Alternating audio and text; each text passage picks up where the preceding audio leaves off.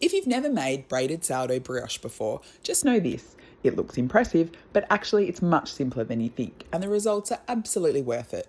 This braided version is perfect for sharing and makes a gorgeous centerpiece for your Easter table. Start by warming your milk and then add it to your mixer with the sugar and stir until dissolved. Then add your sourdough starter, flour and eggs. Mix it into a rough, shaggy dough and let it rest for about 30 minutes. This little pause helps the dough come together more easily later. Once it's rested, add your butter and salt and start kneading. This part takes a bit of patience. Brioche dough can take anywhere from a few minutes to much longer, depending on your mixer, but you're looking for a soft, silky dough that pulls away from the sides of the bowl and feels beautifully elastic. I do recommend using a stand mixer for this step, as working butter in by hand can be a little tricky, though of course entirely possible.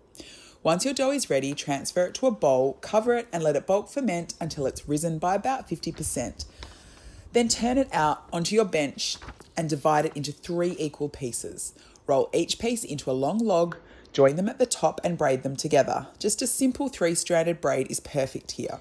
Tuck the ends underneath and gently move your braid onto a lined baking tray or into a dish. Cover and let it proof until it's nice and puffy. This can take a little time thanks to all of that butter, so don't rush it. When it's ready, brush the loaf generously with egg wash and sprinkle over some hale sugar for that classic finish. Bake at 180 degrees Celsius until golden and risen, keeping a close eye on it. Brioche loves to brown quickly, so if it starts getting too dark, just cover it loosely with foil and lower the temperature slightly. Once it's out of the oven, you can brush it with butter for an extra soft crust or slice it warm and enjoy it just as it is. And look how beautiful this is, totally worth the extra few steps to create this gorgeous braided sourdough loaf.